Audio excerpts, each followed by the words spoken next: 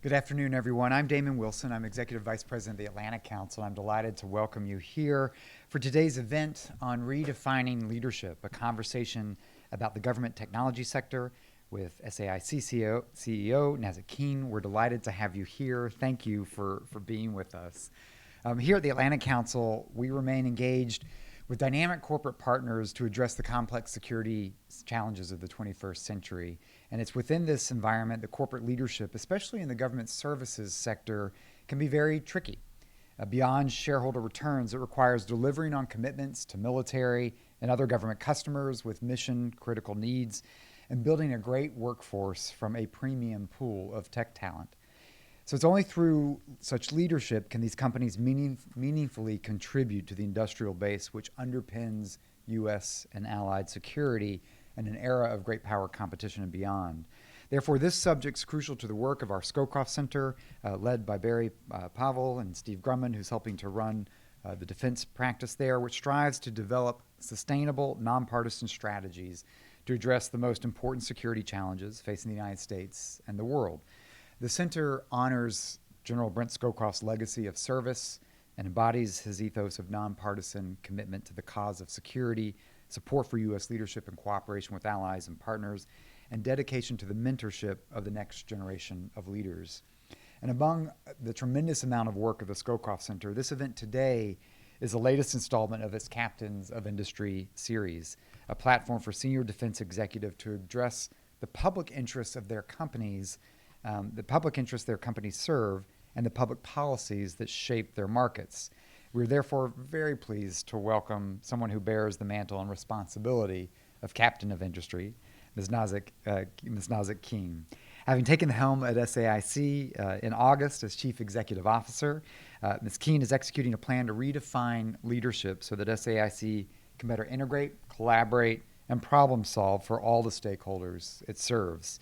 And today she joins us to discuss that vision as well as her sustained focus on talent and innovation. Ms. Keene, thank you for being with us this evening. We're really looking forward to the conversation and your remarks. Her remarks will be followed by a moderated conversation between herself and Dr. Nora Gardner, senior partner at McKinsey & Company, who's been a great partner of the Atlantic Council itself. Dr. Gardner specializes in organizational change and talent management, supporting clients across many sectors, including healthcare, pharmaceuticals, science, and defense. She's the ideal moderator for what promises to be, I think, a very interesting conversation this evening. So I want to thank everyone who's here. Before I turn it over to SAIC's Tom Eldridge for his introduction, just a few housekeeping notes.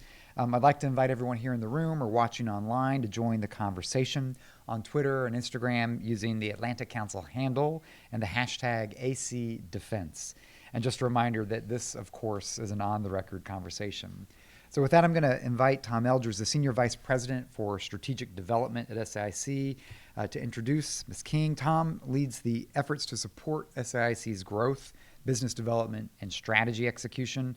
And in addition to his current role at SAIC, he serves here at the Atlantic Council on our board of directors, and we're delighted to have you on the team here at the Council. Prior to joining SAIC, Tom served as director at the National Security Council in the White House, and he was previously served as staff director for the U.S. Special Envoy for the Middle East Regional Security. So with that, thank you very much, Tom. Let me invite you to offer a proper introduction. Thank you.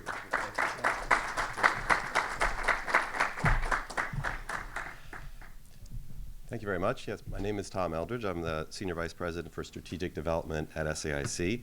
I'm a proud member of the Atlantic Council Board. It's my pleasure today to introduce to you all someone I admire greatly, the CEO of SAIC, Nazzic Keene.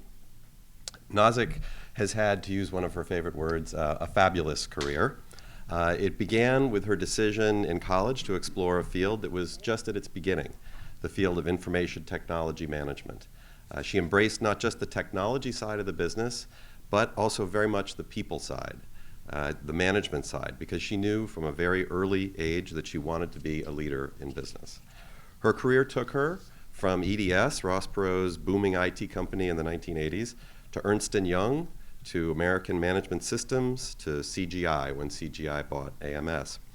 7 years ago, she came to SAIC, leading planning for what we call the split from Leidos Corporation, another government service provider. And on July 31st of this year, she became the CEO of SAIC after serving as our COO, for 2 years. Through the course of her career, as you can imagine, for someone who has ascended to the role of CEO at a Fortune 500 company, she took on jobs with progressively greater responsibility, produced impressive business results, and tackled challenging projects like the split and the recent acquisition of Agility Corporation, which was acquired by SAIC in January of this year. However, what I would like to mention briefly about her before she takes the stage are some of the other qualities that I have observed that are not on her bio, but that make working for her so enjoyable. First, she has a growth mindset. She wants to be part of organizations that are constantly growing, learning, and adapting to the changing environments around them. She wants to create cultures in organizations she runs where people are growth-oriented. She's comfortable with change and in the pursuit of growth both personally and professionally.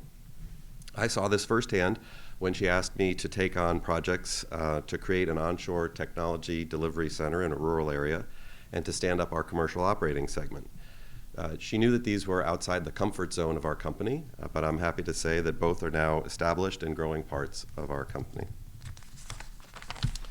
Second, she's positive and future-oriented. She's not someone who dwells on the past. She's always looking to the future and the opportunity it presents. She's definitely a glass half full person. Third, she cares deeply about things other than work. Running a major corporation is a huge responsibility, and I know she feels the full weight of it. She's laser focused on results, but she also believes that it is absolutely okay to take time away from work running the company to support other things, philanthropic efforts, or to spend time with family and friends. And she actually does it. Finally, as I can attest, as I just alluded to, she is someone who lives her values every day. So she's pushing our company to adopt policies that embrace these aspects of her philosophy. And I think you'll hear about some of those in a moment. So it's my pleasure to step off the stage and introduce to you my CEO, Nazzic Keene.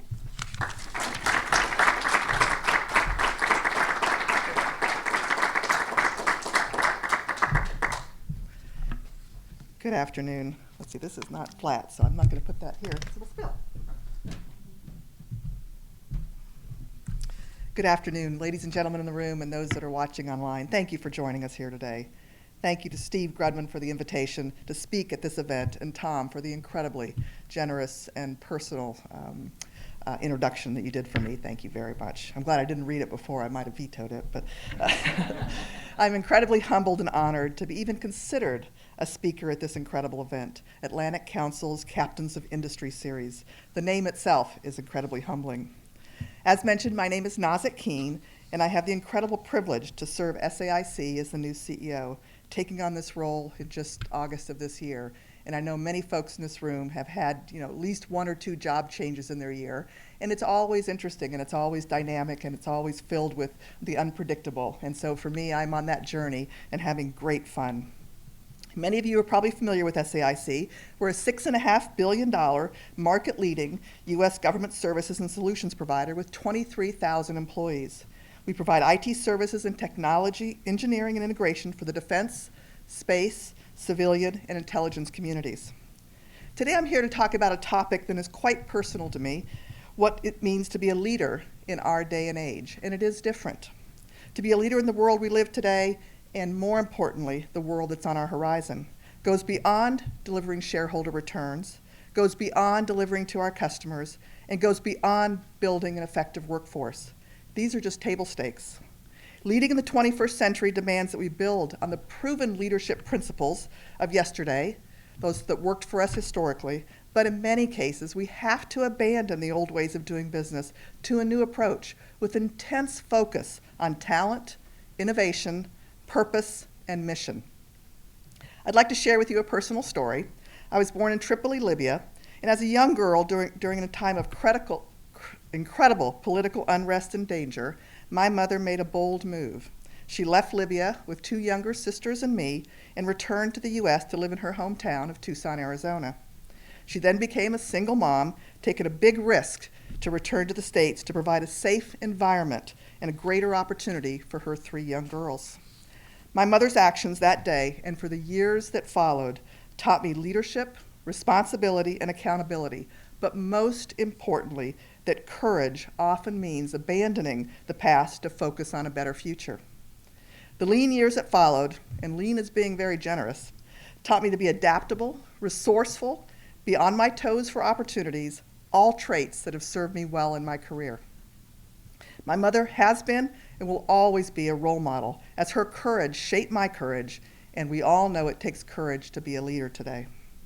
As I look at our landscape with these hyper-vigilant senses, I see strong forces that are driving leaders like us to change. In 2020, millennials are forecasted to comprise half the American workforce, and by 2025, 75% of the global workforce. Companies including great companies like Ernst & Young and Accenture have already reported that millennials make up over 2/3 of their employee base. 28% of millennials currently hold managerial roles, and 48% of those are directors or above. 2/3 of millennials see themselves in management within the next decade. And 80% of those are evaluating companies to work for based on flexibility and would be more loyal to their employers if they had flexible work options. That makes work-life balance just as important as their paychecks. A new study by Reputation Institute found that CEOs are no longer solely judged on financial performance. Instead, factors such as ethical behavior, transparency, and caring about social issues are the most important drivers of a CEO's reputation. It also states that a CEO's reputation can be a significant catalyst and corporate brand differentiator for the business that they run. Consequently, a company's environmental social governance, or ESG, standing is now a growing key factor in investor decisions. In a recent KPMG poll of board members, 47% of respondents believe ESG-focused companies outperform their competitors. At SAIC, given our small carbon footprint, we're increasingly focused on building the social component of this equation by encouraging an inclusive and diverse culture and by inspiring employees to give back to their local communities. These are just a few things that are driving us to change in how we think about and have to adapt to change in our leadership. The reality is that we, as leaders, don't have a choice. For those of us in a people-centric, enabled by technology business, talent business, we have to change. We have a responsibility to be courageous and get in the fast lane, or we'll certainly be outpaced by those that will. To face the challenges and take advantage of the opportunities before us, we need to find leadership in two key ways: how we lead and treat our employees, and how we find, develop, and drive innovation in our companies. First, let's talk about how we lead and treat our employees. Reid Hoffman, the co-founder of LinkedIn, wrote a book, The Alliance: Managing Talent in the Networked Age. The book talks about this new concept of an employment contract, where today's and tomorrow's employees want and expect professional development, mentorship, and a sense of purpose. The book also talks about embracing the fact that in the current state, most employees will not stay with one organization for a lifetime. Instead, we must engage, help employees advance in their career and make the most of the years that they spend in our organizations and help them find their next role, ideally in our companies, but even if it means letting them jump to another company. If you're lucky, they'll come back. When thinking of this trend, the first person that comes to mind is our VP of Software, Bob Ritchie. Bob started at SAIC as an intern fresh out of Virginia Tech in 2006. He took a job as a technical lead for SAIC and was a research fellow in 2016, specializing in microservices architecture. We as a company and leadership team invested in Bob as we saw his potential. We supported him as he achieved great certifications with us, all the way hoping he would stay with us for a really, really long time. But Bob left for new opportunities. He not only left SAIC, but he left our industry. He wanted to try the commercial industry. So he spent about 3 years in banking. The good news is he returned to us about 9 months ago as a better technologist and a stronger, more well-rounded leader. We could not be more thrilled. As a modern leader, we have to be willing to let our recruits leave the nest and hope that perhaps they will return a little wiser with an outside perspective to strengthen our organizations, but it is counterintuitive. Creating this culture requires us to lead with a renewed purpose, building loyalty underpinned by mutual respect, and helping our employees feel the direct link to the impact they have on our customers' missions. With these fundamentals, we'll create a purpose-driven culture that encourages our employees to stay, but even if they elect to leave, we want them to come back. Clearly, as leaders, we must win hearts and minds of our employees. Additionally, we must win the community beyond how we engage inside the office and clearly demonstrate how employees fit into the social role of our company. At SAIC, we do this through our business resource groups and our citizenship programs.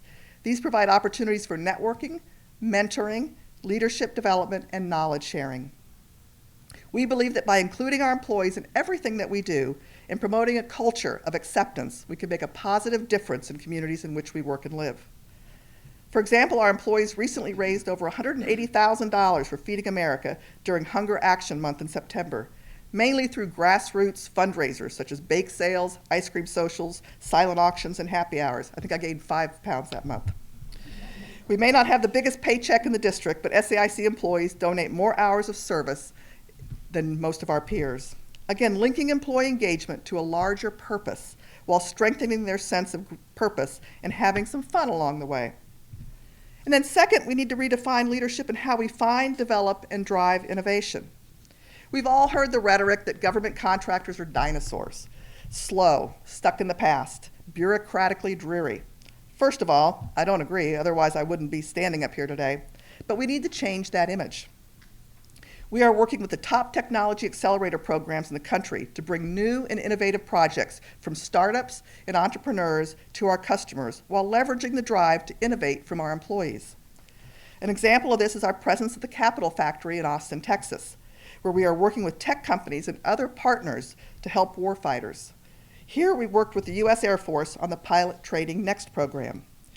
Using very cool, commercially available virtual reality products like the Oculus Rift glasses, the Air Force, Navy, and British Royal Air Force are changing the pilot training game.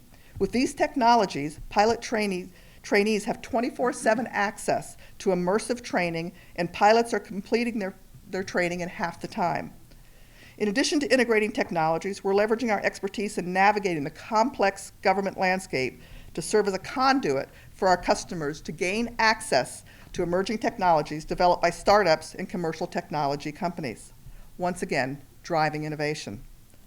Another example of this is our work to bring everyday technologies like mobile apps to government customers, specifically within the intelligence community, to help federal employees do their jobs more efficiently. Using tools like our iGap platform, crowdsourced app developers are connected with government customers to have mobile apps ready within 90 days. So far, we've brought about 100 applications to our customers in this manner. It's an innovative business model where the app developers get 100% of their proceeds. We at SAIC recently launched the Innovation Factory and are collaborating with startup companies to harness emerging technologies from small tech companies to bring innovative solutions to serve our government's clients, bridging the gap as the integrator for these leading technologies. The pace of technology development is changing and accelerating, even in our government arena. We as a company and as leaders must lead in this changing landscape, demonstrate courage, and take some risks to drive innovation in our companies. Not only does this serve our customers' mission, but also engages and it energizes our talented employee base as they all want to learn and grow. And of course, by doing both of these, we deliver to our shareholders. There's so many topics on leadership that I could have spoken on today, and so many that I have passion around, especially as I step into my new role. As I sit in this new seat, reflect back on what success has historically looked like in our industry, and for me personally, 2 priorities always bubble to the top for me. If I can lead SAIC into this next chapter, this new roaring 20s, by being a leader in talent development, retention, and leadership, while creating an environment that drives innovation to solve our country's most significant challenges, I know we will be successful. And not just for shareholders, but for our customers and for our valued employees. Leadership, like everything, is going to look, act, and feel differently moving forward. As leaders, we have to lead in the here and now with a plan for the future. We have to be open to new ways to innovate and to partner, and to build different types of relationships with our employees. That may mean that many of us have to step out of our comfort zones abandon the old ways, and take a bold risk to create a better future. We have to have courage. I truly appreciate the Atlantic Council for hosting these great forums and these great discussions, and this particular one where I'm very passionate about it. And I know that this will continue to preserve our industry for years to come. Thank you all very much.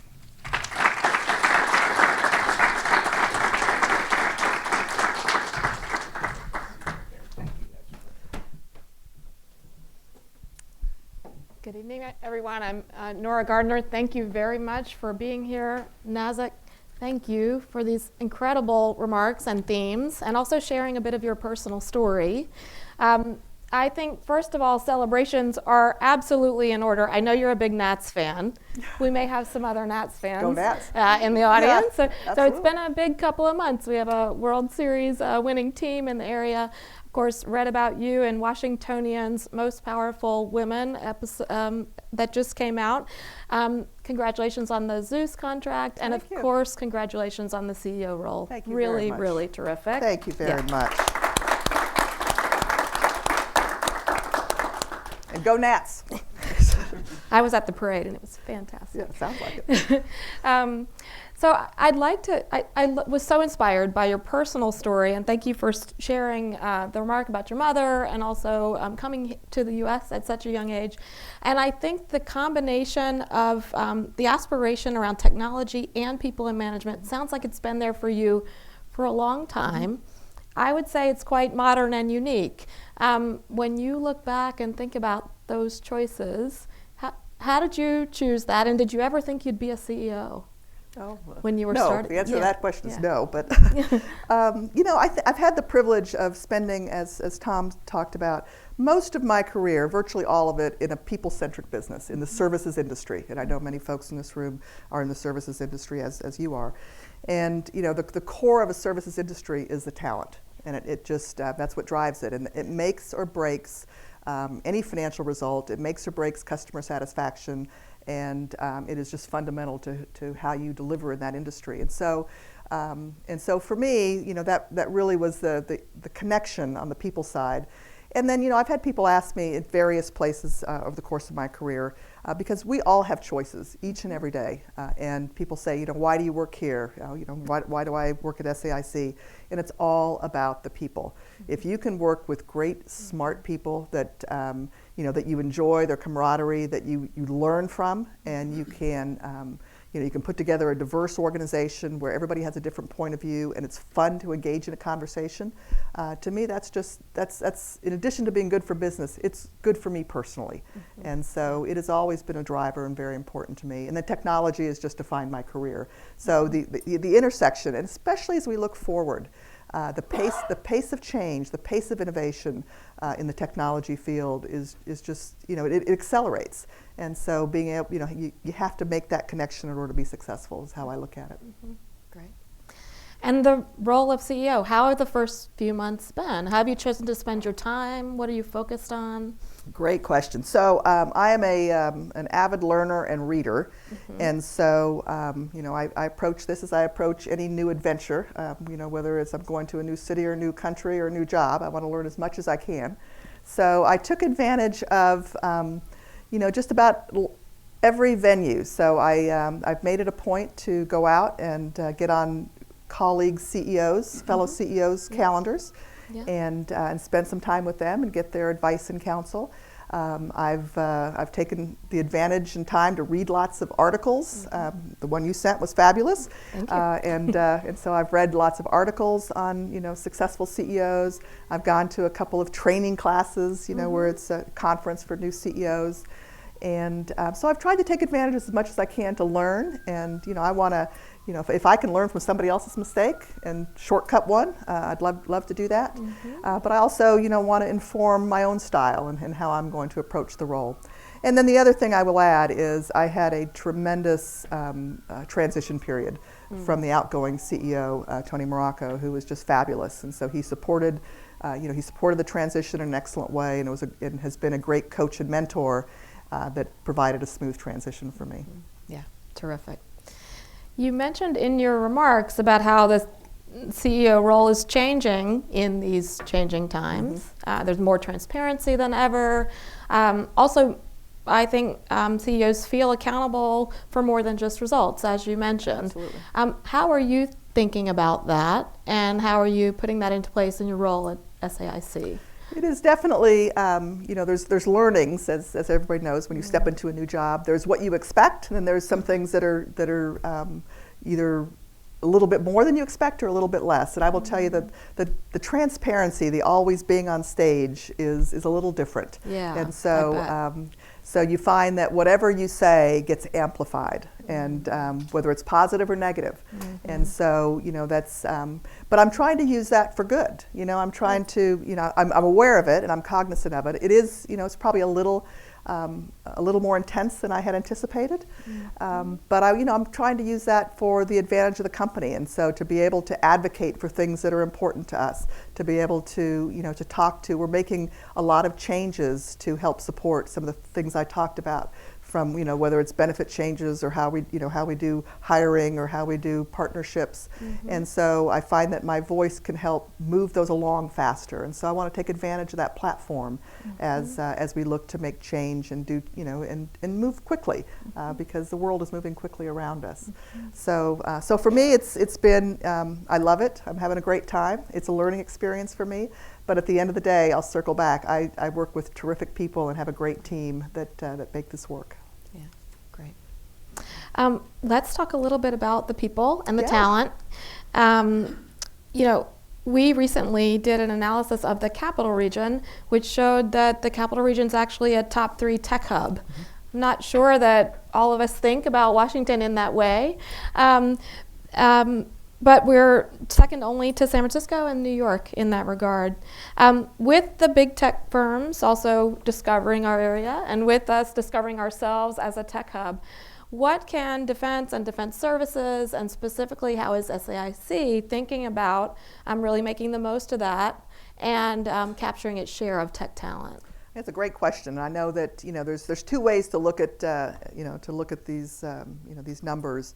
Certainly it poses the challenge. It is a tech hub, and there's lots of us, companies that are feeding into this great population of technical talent. But for me, I see it as a great opportunity. I think to be able to talk about our area in that context is just incredibly positive to me. And so with the infusion of technology talent and companies that are coming to our area, we're also seeing greater investment from the universities in developing technical talent. I think it will raise all of our games, which is a great thing.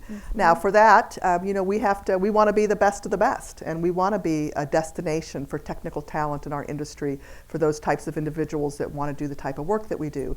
And so it is causing us to step back and say, how do we want to be different? How do we want to set ourselves apart? How do we want to invest in ensuring that we have the best talent in the industry, and we are a catalyst to help drive this change in our area?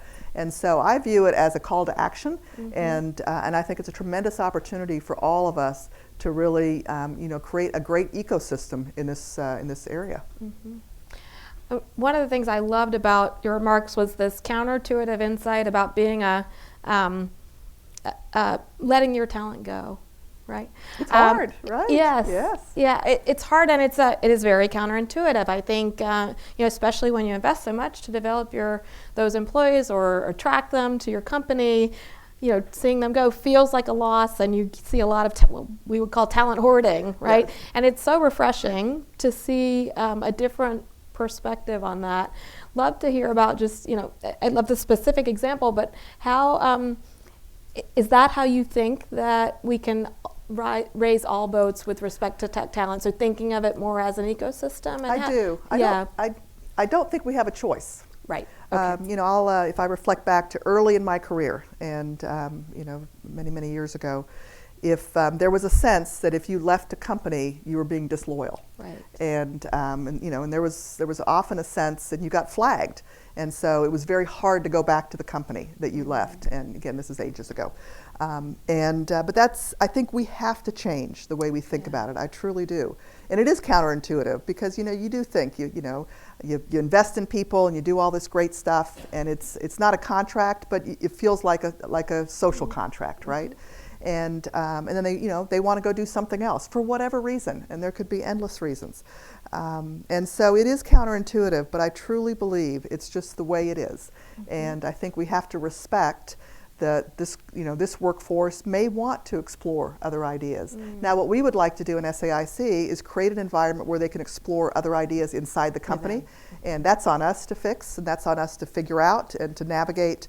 And so that's top of mind for us as we think about how we want to be that ecosystem for the technical talent. But if they like to go someplace else, we also want to make sure that they can come back, and many times they come back better, which is a good thing. And so I think for us, it is thinking about how do you have an alumni program? How do you keep tabs? Social media makes that easier, which is a great thing. But it is a counterintuitive, and it is something that we have to pay attention to.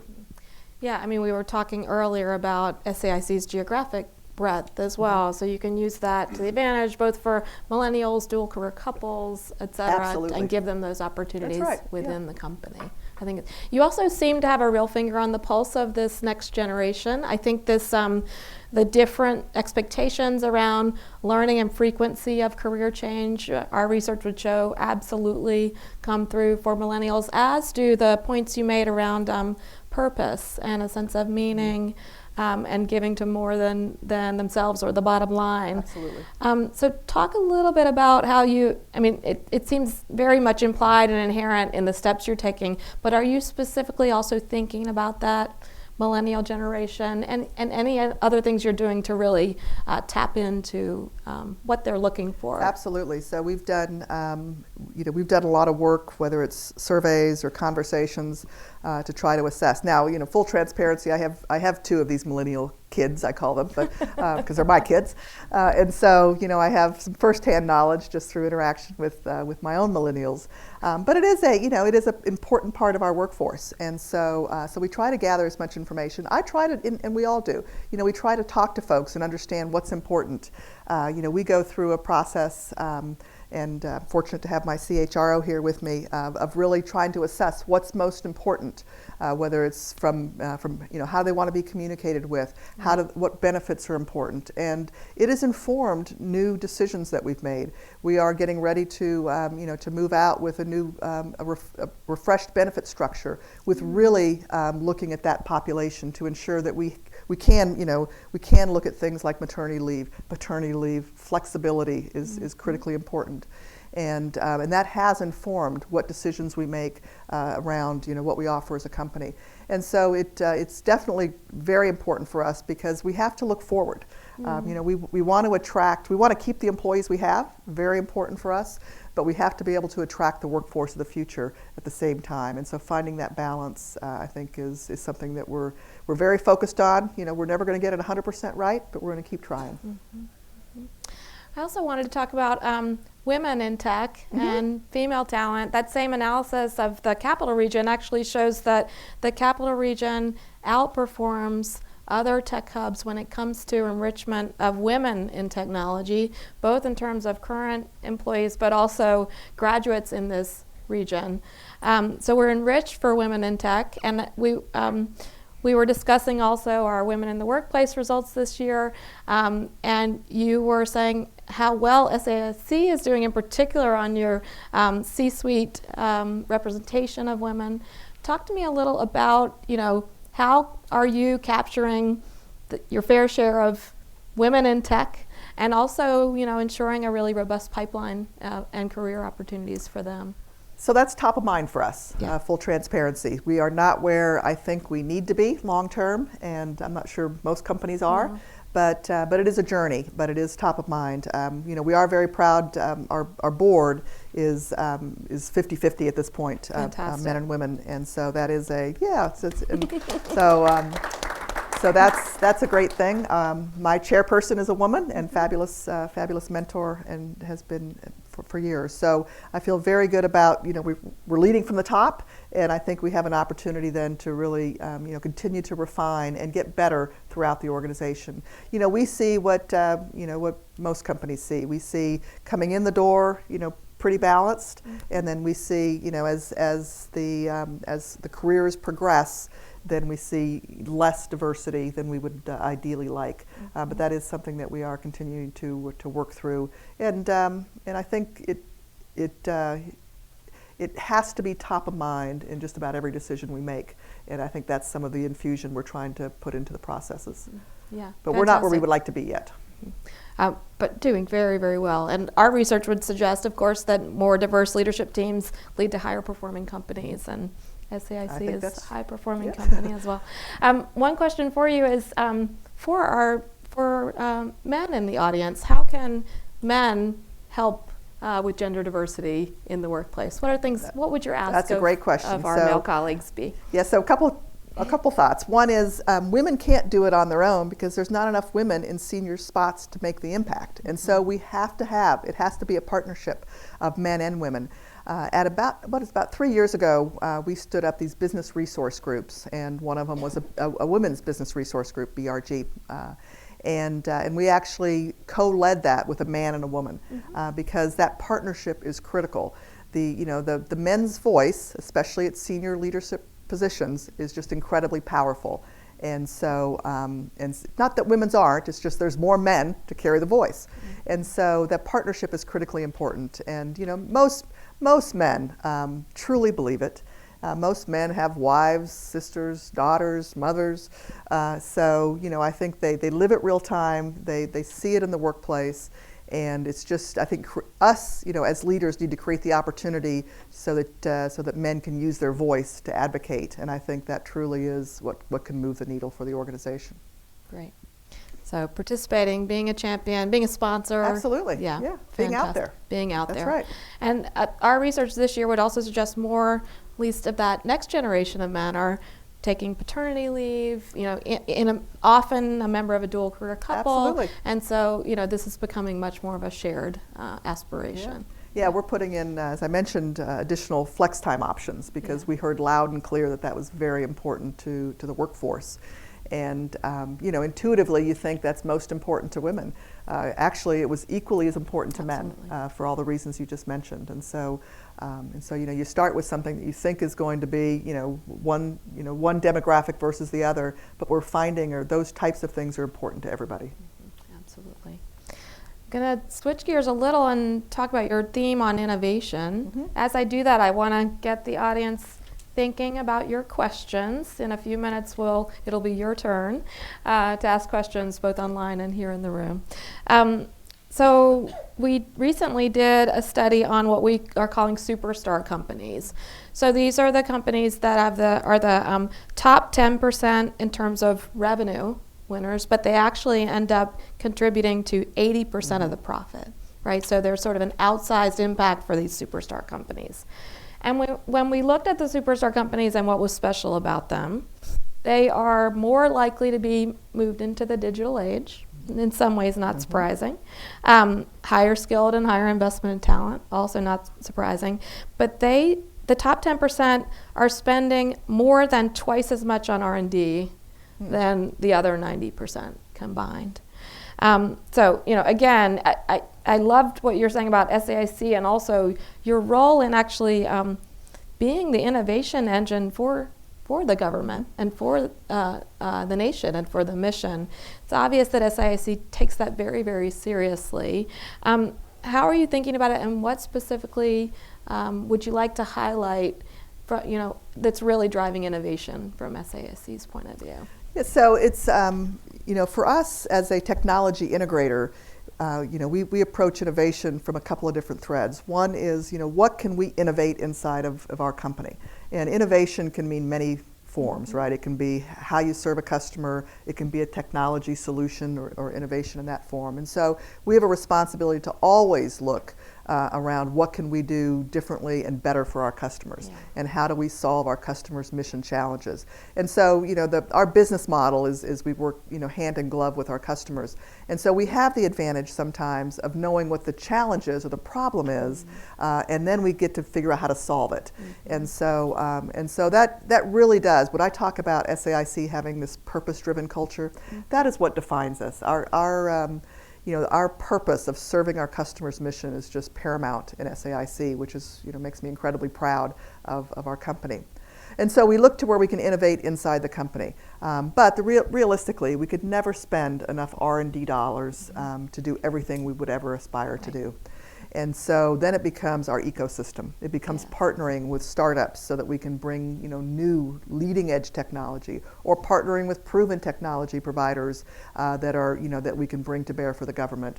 Many of these types of companies, the innovative commercial technology type companies, have great solutions, but they don't have a venue or a mechanism to serve the federal government. Because serving the federal government, as we know, has its own mechanisms that you have to establish to be able to deliver to the government.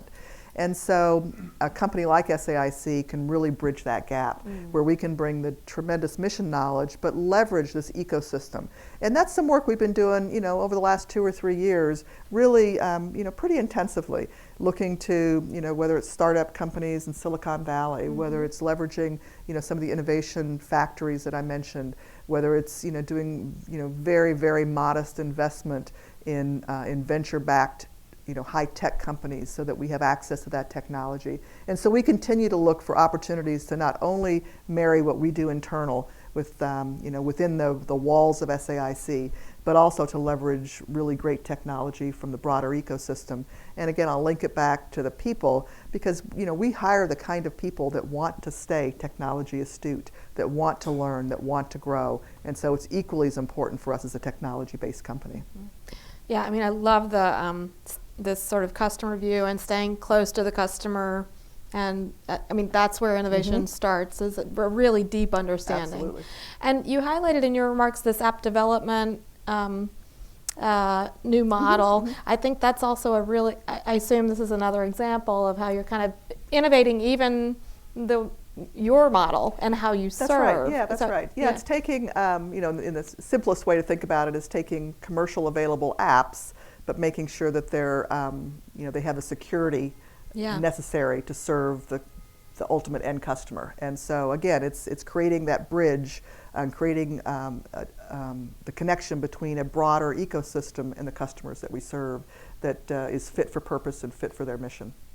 Fantastic.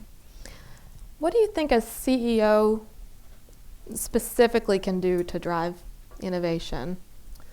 I think it's setting the priorities. Yeah. And so, setting the tone and the culture of the company, putting, the team knows this word, I use it all the time, guardrails. So, kind of what are the guardrails around what's the art of the possible, and then ultimately making the financial decisions on where to place your bets. I'm not going to be the right person to choose this technology versus this technology. We have far better people to do that. But what I can do is help with the overarching strategy to say that these are the types of swim lanes that we want to be best in class in.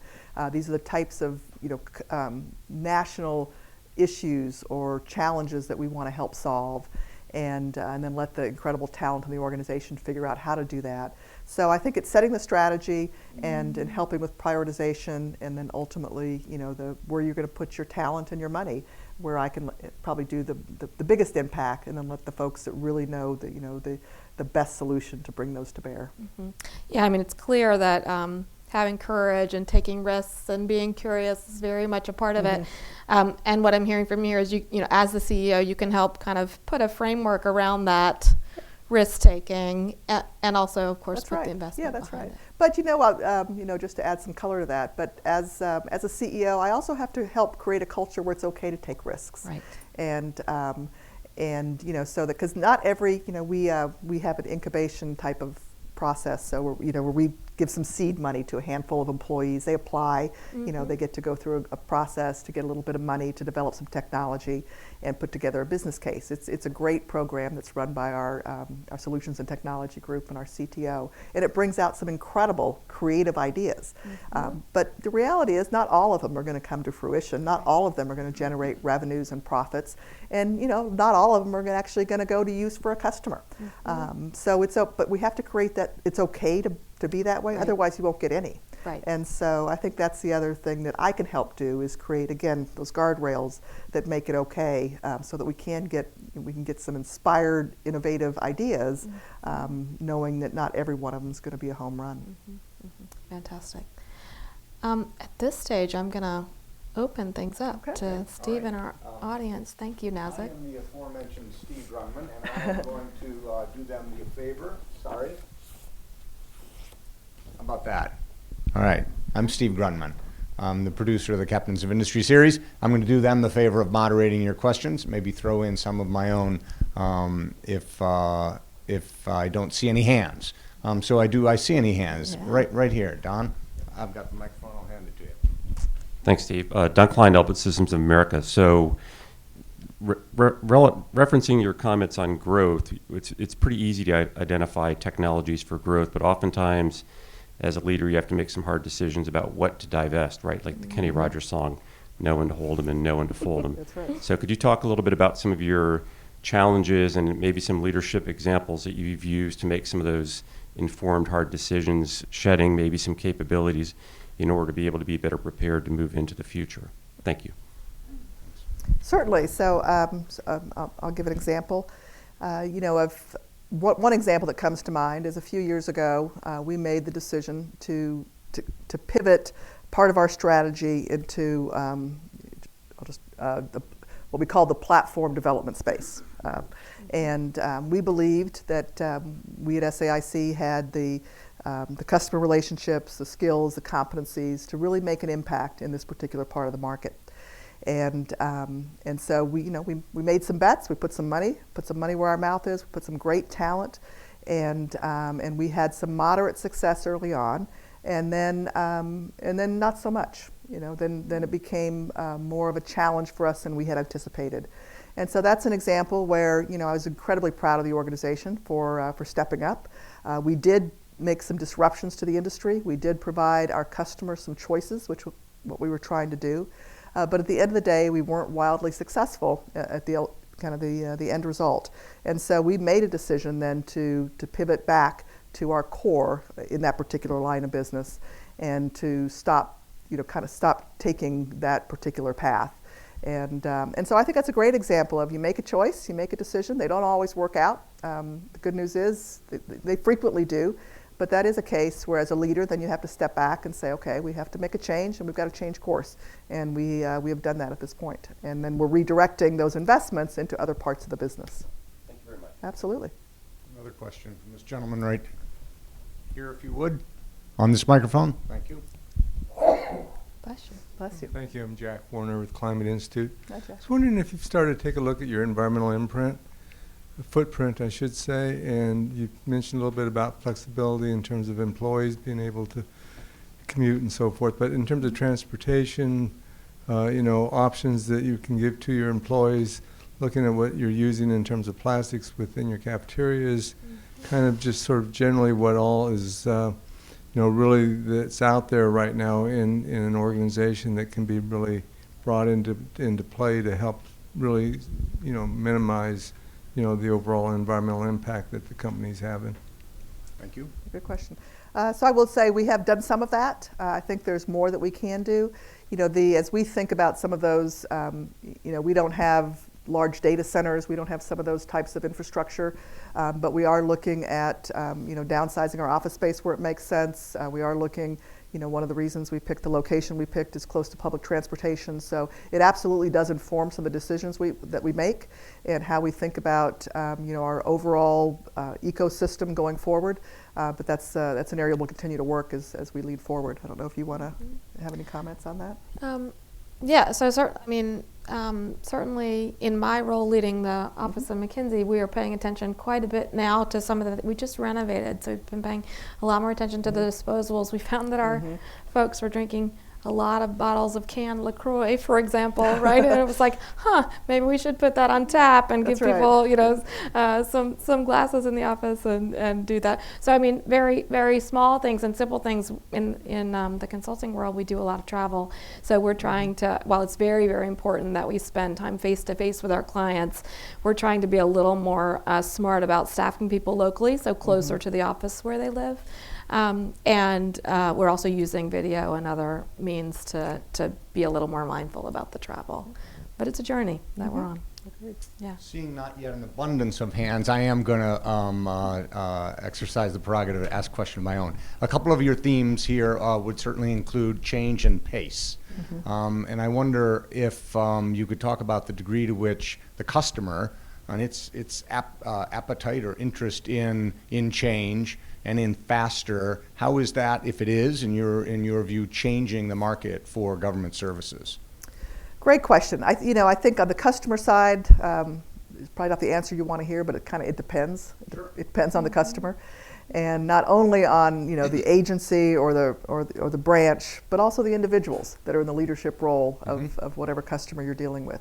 But I will tell you that the broader forces are forcing change, and whether it's what's happening globally on the defense side, or whether it's some of the civilian programs that healthcare or things like that. So there are so many impacts on a broad sense to driving change, that even if you're an agency that's change resistant, you have no choice. And so oftentimes the good news for us is that we can be the catalyst in many times to help the customers make that transition and make that change that may not be as intuitive within their own organizations. And so it really is a partnership. We certainly can't greatly exceed the pace of change in which our customer is willing to adapt, but we can bring new ideas and we can bring thought leadership in some areas that does accelerate how they might normally want to change. Now, with that being said, that doesn't keep us from changing ourselves. And so much of what I talked about is within our control. And whether it's how we approach people or how we approach innovation and how we approach the talent, those are things that we can control, and we can move at whatever pace we elect to move at. And I believe that faster is better on many of those things because time doesn't stand still, and it is a changing world. I'm going to squeeze a follow-up question Absolutely. in right on this theme that goes to perhaps a little bit of deeper nuts and bolts. FAR Part 12, other transaction authorities, we read a lot about that because it's in the new legislation. But I wonder, are those phenomena, and if you want to explain to those who are not initiated to that jargon, please do. But is it really changing your business? These non-FAR 15 procurement practices and authorities that are broadening in the law? Yeah, so the question is really around the government has different regulations on how to acquire services and solutions. I would say in general, it's not a radical change. We're not seeing anything that's radical. Certainly the government's interest in looking to non-traditional providers is something that we're paying attention to. So an example would be a government might go directly to a Silicon Valley type company to bring innovation. But we also believe that it creates more opportunity for us. And so, I'm going to let, if Tom wants to add some color, because he is the expert far more than I am. But my sense is we're not seeing any radical changes that really impact our business in any substantial way. But I'll let you. I think, as you know, it is the holy grail of acquisition reform to improve how the government acquires things. I think that to Nazzic's earlier point, the government has no choice. It has many systems that are antiquated. It's facing a changing threat environment. It's not spending on R&D at the same rate that the private sector is, so it has to figure out a way to go about getting those technologies and capabilities faster. And I think they are going to evolve. It's just not evolving probably as fast as we would like.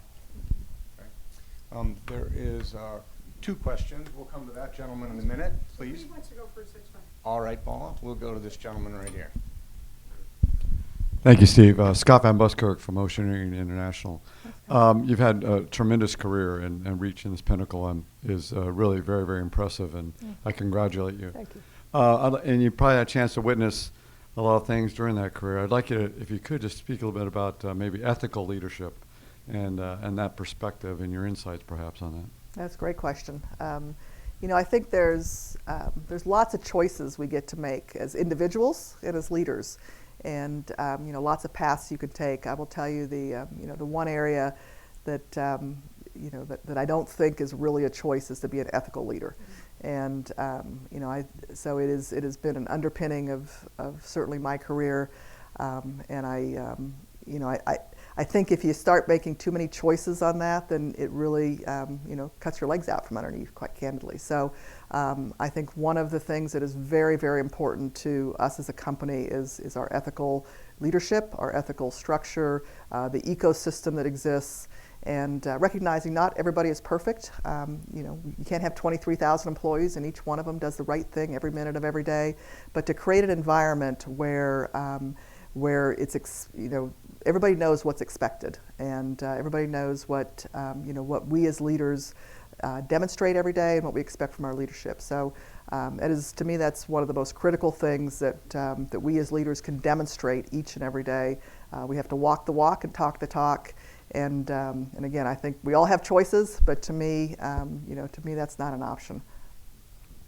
Thank you. Thank you. My name is Paula Stern, and I congratulate you on your leadership. My question really is coming from the work I've been doing since the National Science Foundation set up an organization called the National Center for Women and Information Technology. Oh. And everything we do is evidence-based with regard to any activities which we think work and don't. And we've been measuring the whole culture, to use the word that I think is you've emphasized very much, the culture from K-12. We've made big changes now in our curricula. We have seen changes measurable in the academic world and academia, and post-grad areas. More women, underrepresented minorities are participating in choosing information technology and computer science. Corporate world has been really tough.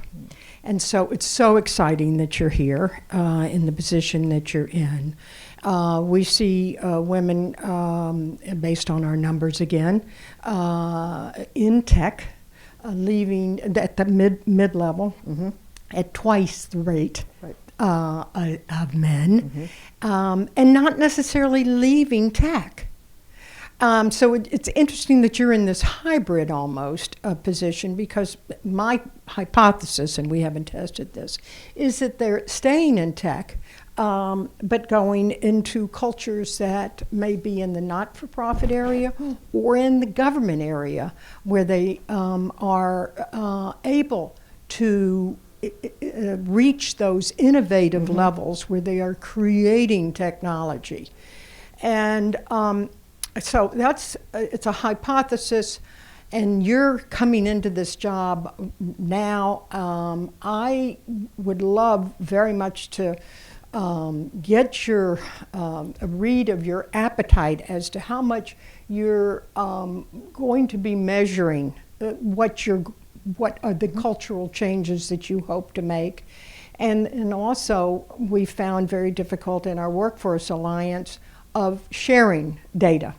So I'm interested in your views on that. There's been so much attention on sexual harassment in the tech area, but really, if we want to measure better performance in the fields that you're in, it's performance in innovation and how you can even measure that.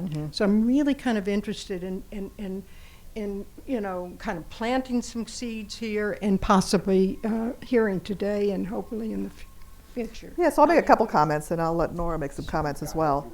Sure. Yeah, absolutely. Yeah, she's the resident expert. So I agree with several things that you said. We see the same thing. We see, give or take about, pretty 50-50 coming in. But as you go up the ladder, and the ladder can be technical or managerial, but either one, we see more fallout in the middle management of young women, and so that is obviously of concern. That also helped inform how we thought about. I mentioned the benefit structure. Are there some things that we can do to make it more attractive for people to stay with us, and in particular those women that we lose at that stage of their career? And so, that type of information absolutely informed how we're thinking about whether it's our flexible work structure, our flexible hours, whether it's some of the benefits and leave components that we're putting in, whether it's some of the healthcare changes that we made to support that. So that has absolutely informed it. I totally agree with you that we have to provide, one, we have to establish goals, and then we have to have measures.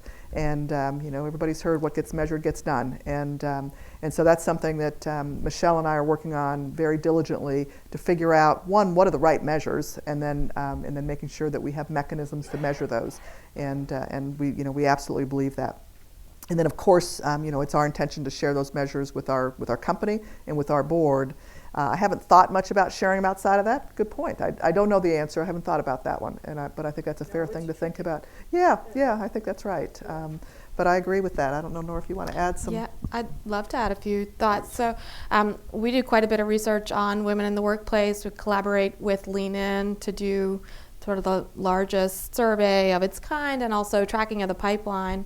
And we've also collaborated with the Melinda Gates Foundation on technical talent specifically. When you look at the overall picture for women, the good news is after 5 years, there's actually improvement at the C-suite. So we are actually seeing a 24% increase for women's representation at the C-suite.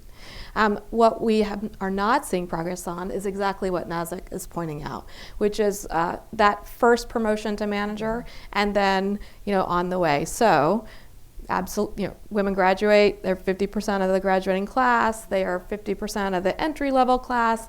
They look up and now also see really wonderful role models in board and C-suite positions. But when it comes time to for that first promotion for manager, for every 100 men who are promoted to first manager, only 70 women are promoted. And it's actually quite discouraging, and it will be quite challenging to replenish the pipeline with those types of actions. On the technical talent side specifically, what's quite interesting is you actually see the drop-off even earlier. So the aspiration, young people, young girls and boys aspire to be in technology at roughly equal amounts, but you actually then see a drop-off even in the graduate program, at the educational levels for girls and women. So I think there's it's even more of a challenge earlier, I think, to take steps for technical talent. And then just a few other myths to bust on while we're on women and women in the workplace.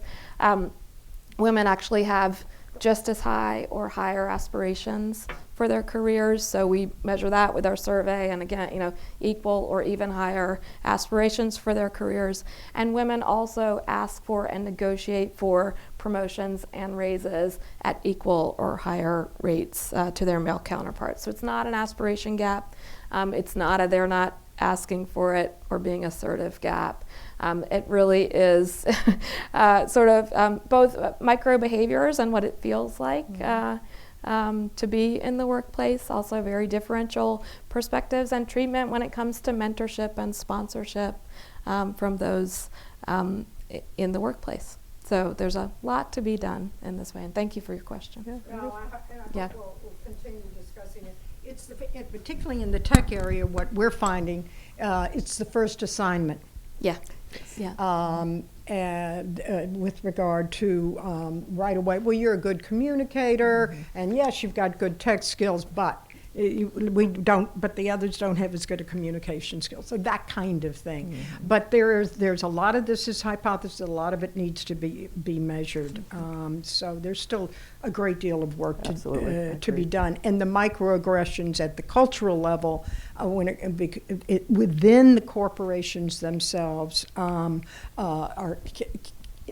we have been able to demonstrate makes a huge difference, where you really have to work with the entire culture within the corporation to really bust some of those habits. Sherry? Oh, sorry. My name is Winnie Wen. I'm the member of the International Space Law of the Space Law Association. I just come back from the International Astronautic Congress. I mean, this is the first time in D.C. The middle of the late November, late October. I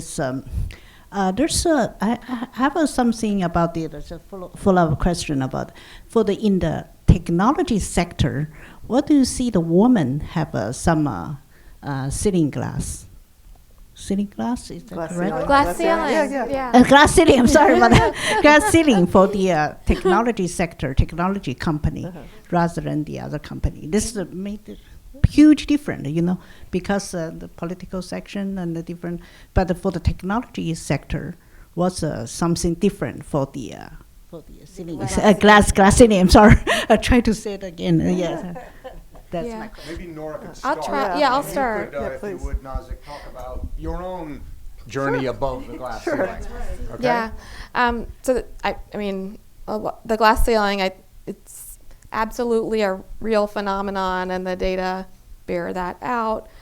In particular, and I would love your thoughts on this, because I think, making it really all the way to that top level position can be a challenge. Women are often viewed in more support roles and as in support functions, and so really taking that top spot can be a real challenge just on a sort of personal level.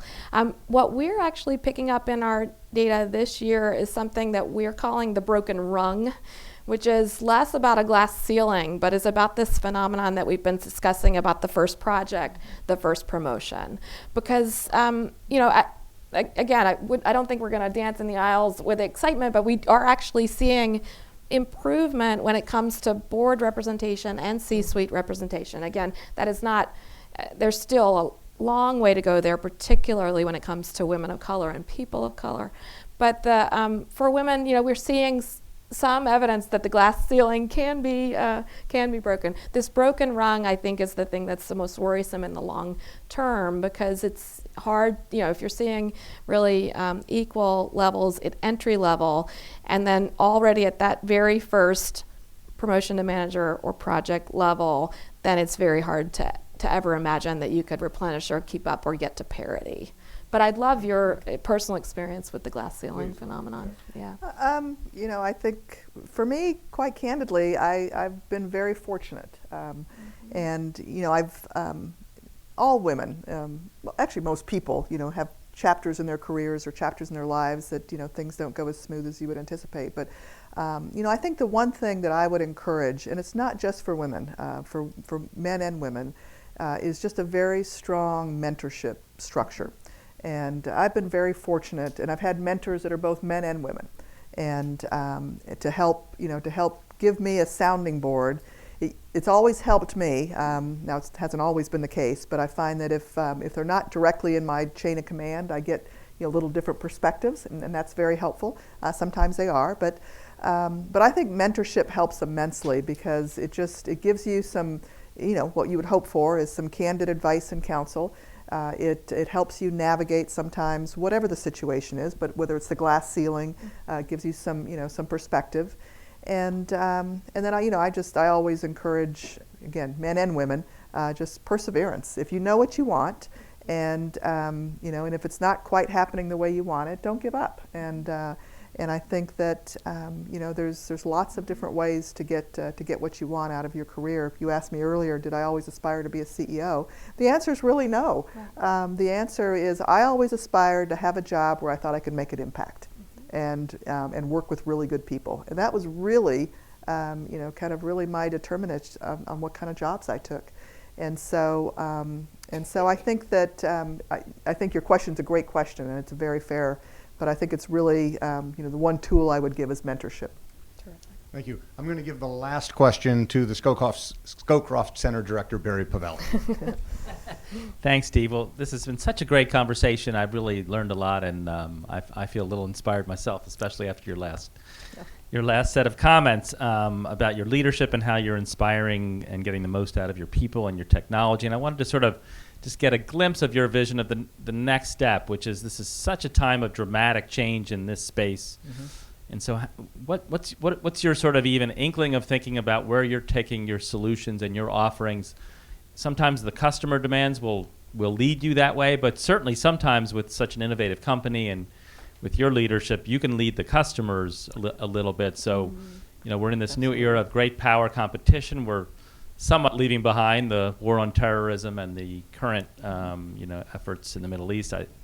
That's a huge caveat on that because they're not going away. But I'd love to hear a little bit about how such dramatic changes in technology and the customer and the landscape geopolitically.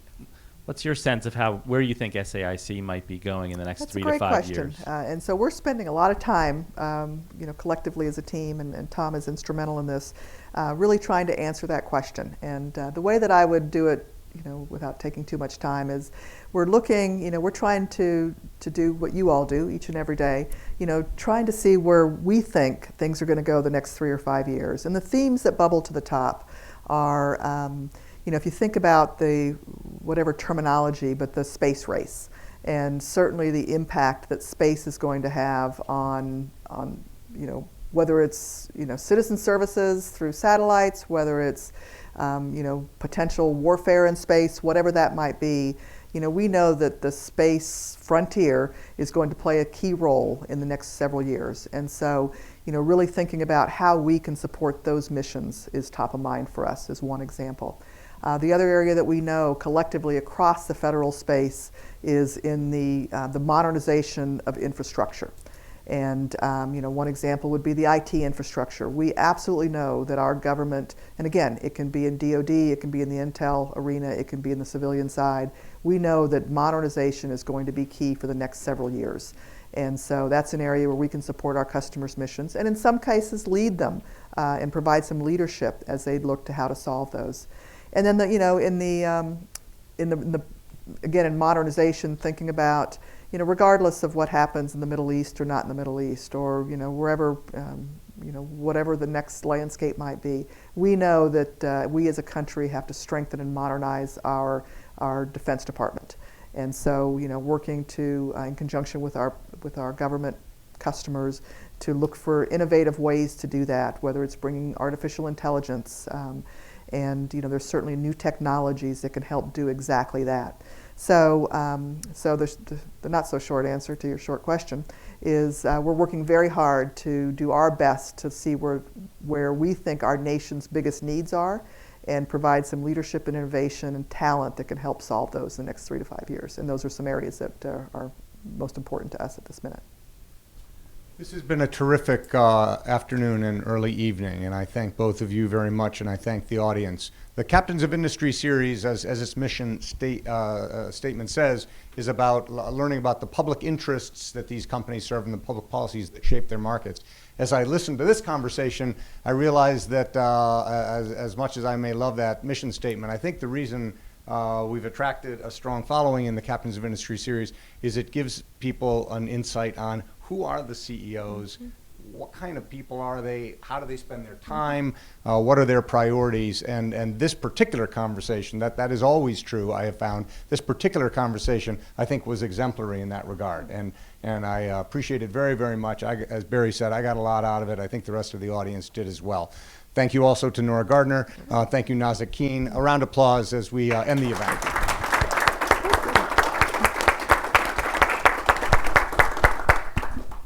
Thank you. We're done. Thank you for the great